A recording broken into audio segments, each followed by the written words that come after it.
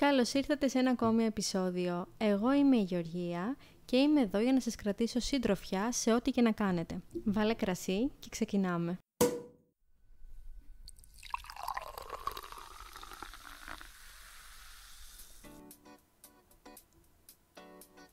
Καλησπέρα αγαπημένα μου πλάσματα, ελπίζω να είστε όλοι καλά και υγιείς. Σήμερα το κρασάκι δεν το πίνω μόνη μου, έχουμε παρέα. Θα φιλοξενήσω τη Τίνα στο podcast, η οποία είναι κατάλληλη για το θέμα το οποίο θα συζητήσουμε σήμερα.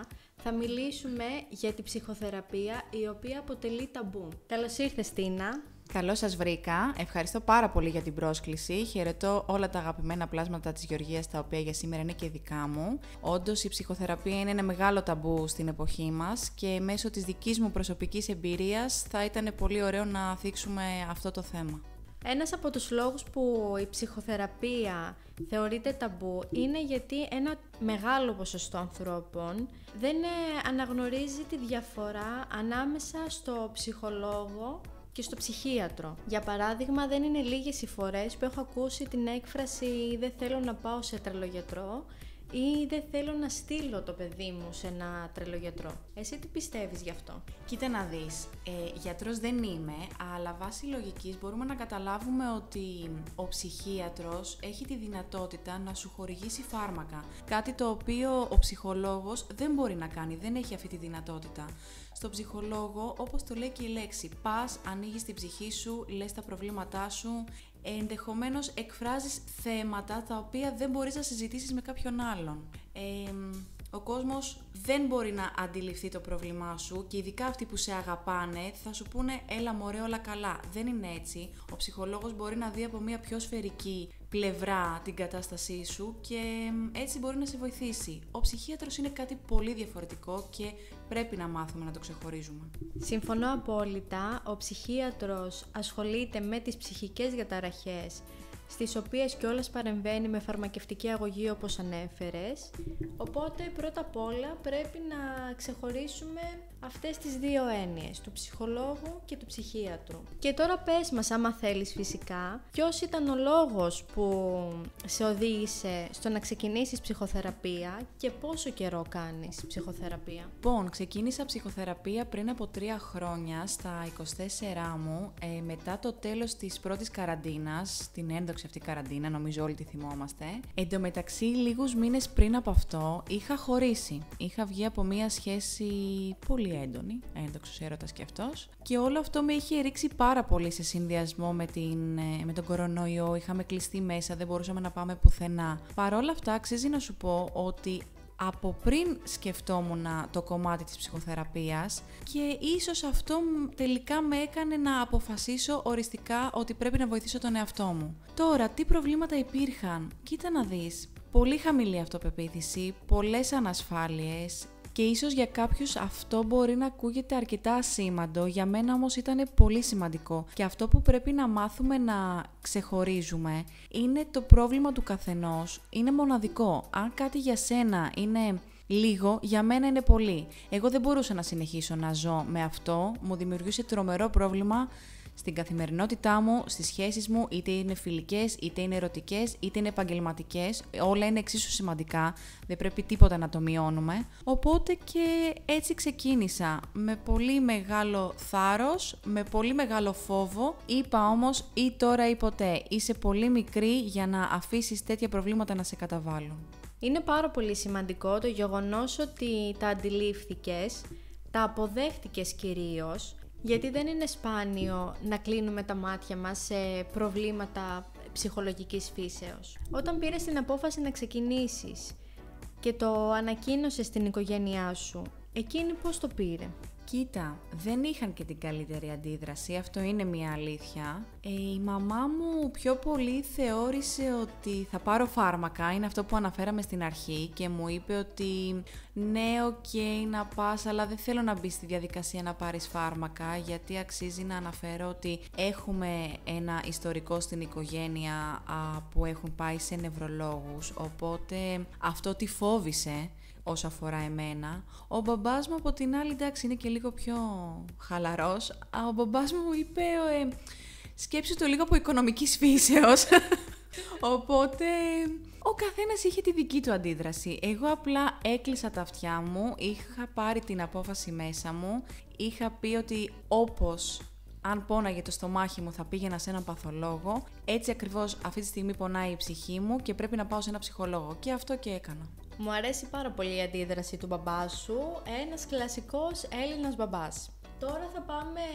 Τώρα θα περάσουμε στη πιο σημαντική, θεωρώ, ερώτηση. Τελικά, όσα λένε οι φίλοι σου, τα λένε και στη ψυχοθεραπεία? Γι' αυτό, Γεωργία μου, να είσαι σίγουρη, υπήρχαν πολλές φορές που κατά τη διάρκεια της θεραπείας ήταν σαν να ακούω τις κολλητές μου και λέω «Α, εντάξει, τσάμπα λεφτά δίνω». Στην ουσία τα ίδια μου λένε και εκείνες. Κι όμως αντιδρούσα πολύ διαφορετικά από ότι όταν τα άκουγα από τις φίλες μου. Δεν ήταν βέβαια λίγες οι φορές οι οποίες τελειώνοντας τη θεραπεία μου και μιλούσα με τις φίλες μου, τους τα έλεγα και μου έλεγαν «Μπα, αλήθεια, έπρεπε να πας εκεί για να στα πούνε. Εμείς δεν σε αγαπάμε, εμείς δεν σου τα λέμε». Ναι, οκ, ωραία όλα αυτά. Ο ψυχολόγος όμως δεν σε κρίνει, απευθύνεται σε σένα χωρίς κανένα συναισθηματισμό, κάτι το οποίο θα έκανε και η οικογένεια και οι φίλοι. Ας μην ξεχνάμε επίσης κάτι το οποίο είναι ιδιαίτερα σύνηθες. Μπορεί να πηγαίνεις με ένα πρόβλημα συγκεκριμένο στο ψυχολόγο, αλλά είναι απίστευτο το πόσα ανακαλύπτεις και το τι υπόβαθρο υπάρχει από πίσω.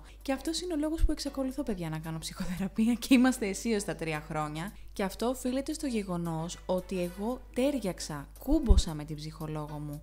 Αυτό δεν σημαίνει ότι γίνεται πάντα. Θα μπορούσα να έχω πάει σε κάποιον, να μην ταιριάξω, να αλλάξω και να ξανααλλάξω μέχρι να βρω αυτόν που μου ταιριάζει. Γι' αυτό λοιπόν θα συνεχίζω να κάνω ψυχοθεραπεία για όσο χρειαστεί και για όσο εγώ θεωρώ απαραίτητο, χωρίς κανένας να μου πει τι θα κάνω. Ανέφερες προηγουμένως ότι ξεκίνησες στα 24 σου.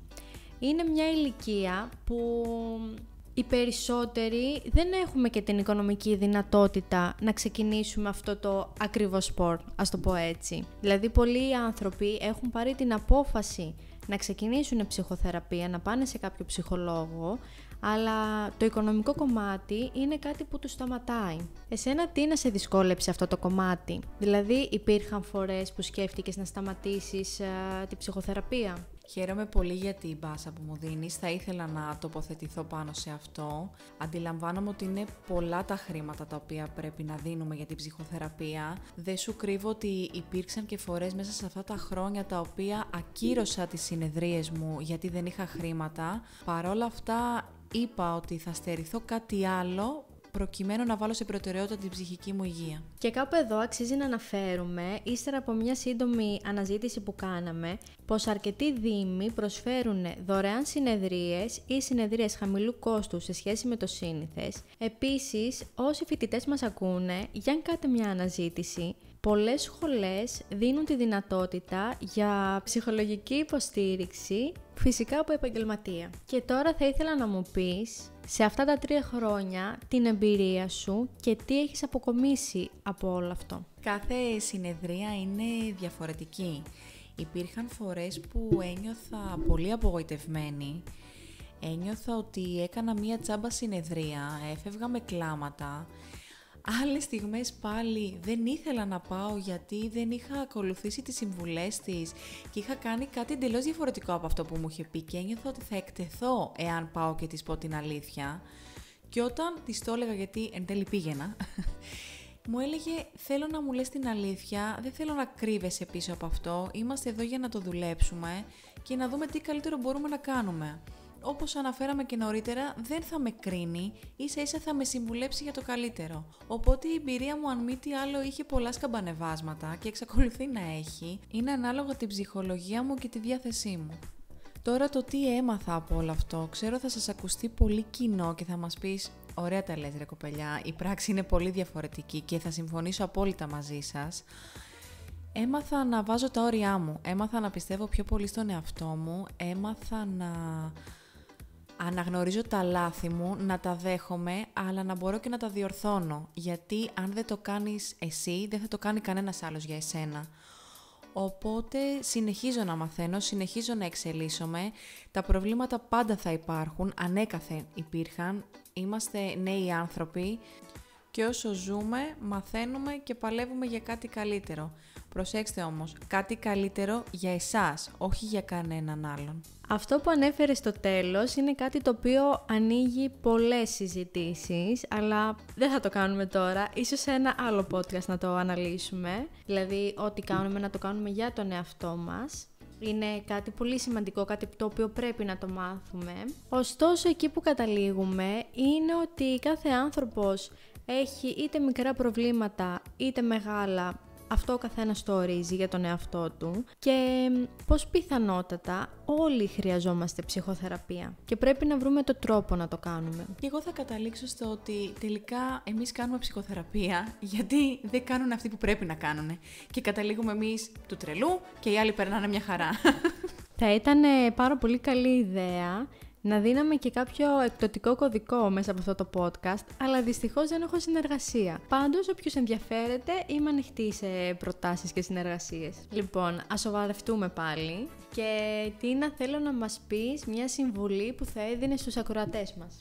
Πιστεύω ότι όσο σημαντική είναι η σωματική υγεία, άλλο τόσο είναι και η ψυχική. Η ζωή είναι πάρα πολύ μικρή για να αναλωνόμαστε με κακά συναισθήματα τα οποία οι άλλοι μας προσφέρουν. Βοηθήστε τον εαυτό σας, γιατί κανένας άλλος δεν μπορεί να το κάνει καλύτερα από εσάς. Και αυτή είναι η συμβουλή μου σε όλους τους ακροατές που μας ακούν, είτε μικρής είτε μεγάλης ηλικίας. Ποτέ δεν είναι αργά. Μη σκέφτεστε ότι μεγάλωσα, δεν μπορώ να βοηθήσω τον εαυτό μου.